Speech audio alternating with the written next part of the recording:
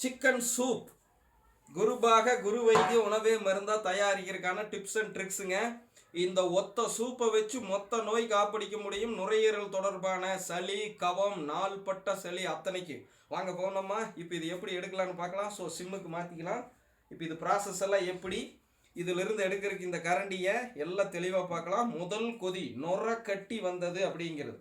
So இப்போ நம்ம என்ன பண்ணலாம், அதில் ரெக்கார்டு பண்ணவே இங்கே க்ளோஸ் நம்ம எடுத்துக்கலாம். Okay,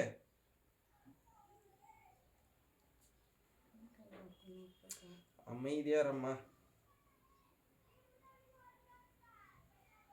so chicken soup chicken soup chicken soup.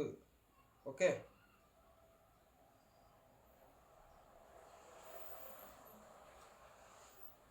Chicken soup குருபாக குரு வைத்திய உணவே மருந்தா. இங்கே பாருங்க, அப்படியே கொதிச்சு வந்துக்கிட்டு இருக்குது. முதல் கொதி அதாவது நுரக்கட்டி வந்தது.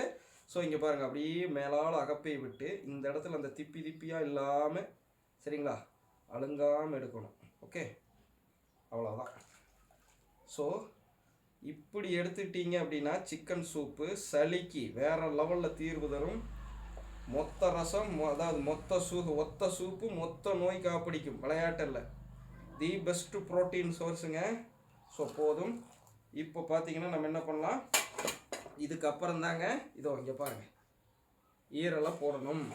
ஓகே, இதுக்கப்புறம் தான் ஈரலை போடணும். சூப் எடுத்ததுக்கப்புறம் தான் ஈரலை போடுறோம். நல்லா நோட் பண்ணிக்கணும். முதல்ல சூப்பை எக்ஸ்ட்ராக்ட் பண்ணி எடுத்துட்டு அதுக்கப்புறம் ஈரலை போடணும். 2 கோழியுடைய ஈரல்.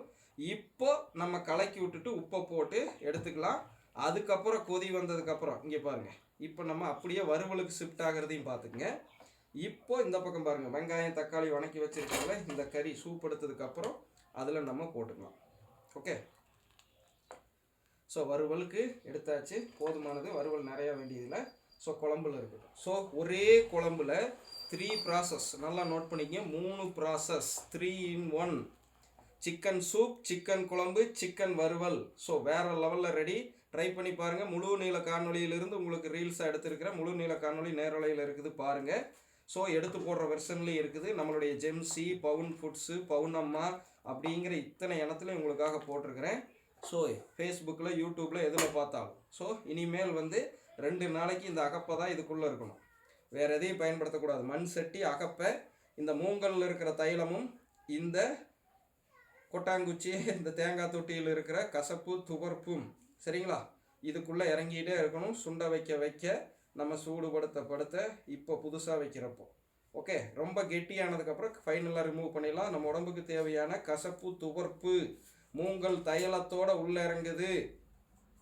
அது கூட இந்த மிளகா கூட்டில் சிக்கன் வெந்து நம்மளுக்கு குளிர்ச்சி தர போகிறது. இவ்வளவு விஷயம் சேர்த்துறப்போ எங்களுக்கு சிக்கன் சூடு இல்லாமல் சமைக்கிறதுக்கு இதுதான் முக்கியம். நோட் பண்ணிக்கங்க எனது அருமை ஜெம்சியின் குடும்ப உறவுகளை. ஓகே, ஸோ இப்போ பார்த்தீங்கன்னா எடுத்து போடுற வெர்ஷனில் கன்யூஸாக பாருங்கள்.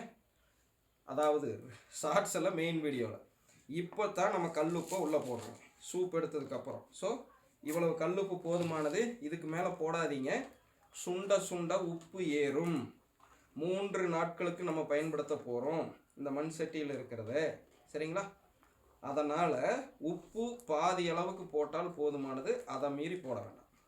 இப்போ பக்குவமாக ரெடி. கொண்டாங்க போவோம். நம்ம மீதியை உப்பு போட்டதுக்கப்புறம் இங்கே பாருங்கள், கறி லீவ்ஸ், அதை கொத்தமல்லி கொண்டாங்க காட்டிட்டு நீங்களே கிள்ளுங்க, டைம் ஆகுது. ஸோ இப்போ இந்த கொத்தமல்லியை தலையை இதுக்கு பாதி கிள்ளிக்குவாங்க. இல்லை வேறு இருந்தால் தனியாக எடுத்து வச்சுக்கங்க. இப்போ நம்ம தலைமுடிக்கான குருபாக குரு வைத்திய உணவே மருந்து போயிட்டுருக்கிறனால புரோட்டீனோட 40% இந்த கருவேப்பிலையை அதிகமாக பயன்படுத்துகிறோம். வழக்கமாக போடுறத விட மறுபடி 100%னா 140% இப்போ யூஸ் பண்ணுறோம். ஸோ அதுவும் நிறுத்திட்டு அந்த கொதி முடிஞ்சது அந்த மிதமான சூட்டில். ஸோ இப்போ கொத்தமல்லி போடுங்க. ஸோ பார்த்துக்குங்க, அவ்வளோதான். ஓகே, இதை பற்ற வச்சு வறுத்துட்டே இருங்க அப்படியே டக்குன்னு. இப்போ பார்த்தீங்கன்னா நம்ம ரெடிங்களா.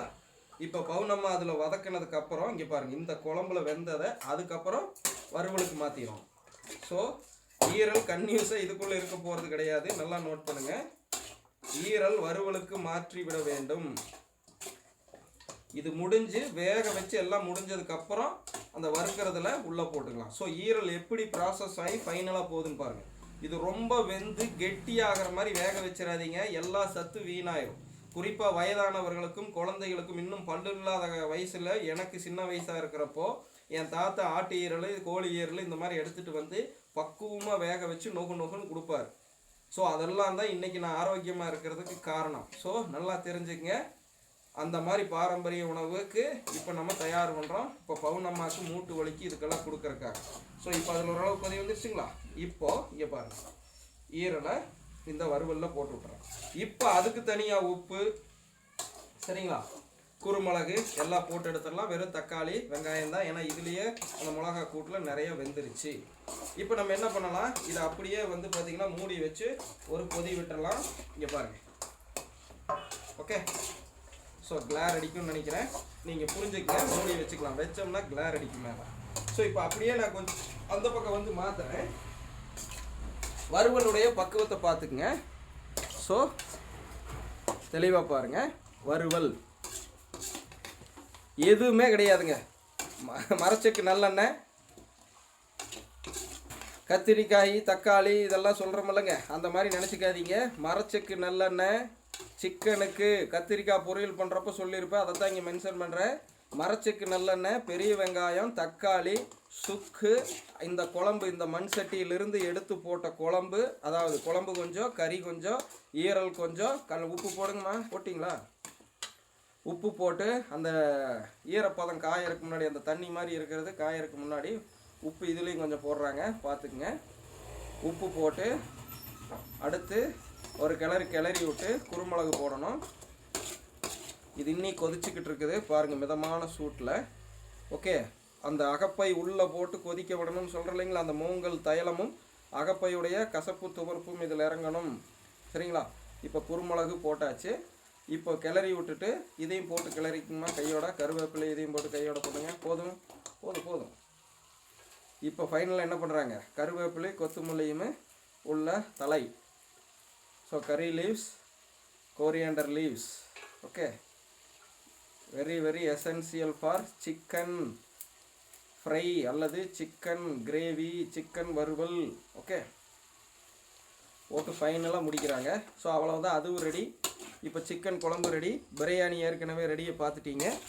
அது போக சிக்கன் சூப் எடுத்ததையும் பார்த்துட்டீங்க. சிக்கன் சூப்பு ப்ராசஸ் பண்ணுறது ஒரு தனி மெத்தடு. இதிலேருந்து எக்ஸ்ட்ராக்ட் பண்ணி எடுத்ததோடு மட்டும் இல்லாமல் மேலும் மதிப்பு கூட்டணும் சிக்கன் சூப்பை. குறிப்பாக பவுனம்மா மாதிரி மூட்டு பிரச்சனையிலிருந்து மீண்டு வந்தவங்க மீண்டும் மூட்டு பிரச்சனைக்கு போகாமல் இருக்கிறக்கும், இப்போ இருக்கிறவங்க மீளோன்னு நினைக்கிறவங்களுக்கும், நம்மளை மாதிரி சளி பிரச்சனையில் இப்போ சளியால் பாதிக்கப்பட்டிருக்கும் இல்லைங்களா, அதிலிருந்து மீள்றதுக்கும் அந்த அடுத்த ப்ராசஸ் ரொம்ப முக்கியம். தவறாமல் அடுத்த ப்ராசஸையும் பாருங்கள். எங்களுடைய 13 வருட ஆராய்ச்சியில் பவுனம்மா ஹாய் சொல்லுங்கள். 25 வருட தொழில் அனுபவம். இந்த அம்மாவுக்கு சமைக்க தெரியாத உணவு வகைகளே கிடையாது. அத்தனை 25 வருடமாக சமையல் தான் அவங்களுடைய தொழில், சரிங்களா? அவங்களுடைய மகன், நான் கெத்தா சொல்லுவேன், எங்கள் அம்மா சமையல்காரி, அவங்களுடைய மகன் நான். ஓகே, எந்த தொழிலும் இழிவு கிடையாது. ஓகே, ஸோ அவங்கக்கிட்ட இருந்து நான் மதிப்பு கூட்டி நானும் கூட சேர்ந்து 13 வருஷமாக அதுக்கப்புறம் ஆராய்ச்சி பண்ணி மொத்தம் 40 வருஷம் எக்ஸ்பீரியன்ஸும் உங்கள் முன்னாடி வச்சுக்கிட்டு இருக்கோம். சாதாரண பிராய்லர் கோழிலேயே சக்தி சுவை நிறைந்த மாதிரி சமைக்க முடியும். அது நம்மை போல் நடுத்தர வர்க்கத்துக்கு ரொம்ப முக்கியம். இதோ கொதிக்குது பாருங்கோ, சூப்பு அகப்பையோடு உள்ளே கொதிச்சுக்கிட்டு இருக்குதுங்கோ. தேங்காய் தொட்டியுடைய துவர்ப்பு உவர்ப்பு முக்கியமுங்க. இந்த சிக்கனுடைய சூட்டை தவிர்க்கிறதுக்குங்க. நல்லா ஞாபகம் வச்சுங்க. வெய்ய காலமுங்க, மிளகா கும்முன்னு வச்சுருக்கிறவங்க, தேங்காய் கும்முன்னு வச்சுருக்கிறவங்க, சிக்கன் சேருதுங்க. சூடு இல்லாமல் ருசித்து சாப்பிடணும். குறிப்பாக பெண்கள் உடல் குளிர்ச்சியோடு இருக்கணும் சிக்கனை சாப்பிட்டா அப்படிங்கிறதுக்கு ஃபைனலாக இந்த அகப்பை அப்படியே மேலே எடுத்து காட்டுங்க. பாருங்கள், வெந்து அந்த அகப்பையில் இருக்கிற கசப்பு துவர்ப்பு அந்த மூங்கலில் இருக்கிற தைலமும் உள்ளே இறக்கணும். இதுதான் ரொம்ப முக்கியம். Very essential. ஆசதீர நாங்கள் சிக்கன் வெய்ய காலமாக இருந்தாலும் மழை காலமாக இருந்தாலும் குளிர்காலமாக இருந்தாலும் இது வரைக்கும் பாதிப்பு இல்லாமல் சாப்பிட்றதுக்கு இந்த டெக்னிக்கு ரொம்ப யூஸ்ஃபுல். தெரிஞ்சுக்கங்க. போடுங்கம்மா எண்டுக்காடை. எல்லோரும் இயற்கையோடு இணைவோம், இன்பமாய் வாழ்வோம். நான் உங்கள் பவுனம்மா, உங்கள் ஜென்சி குருவுடன். நன்றி, வணக்கம்.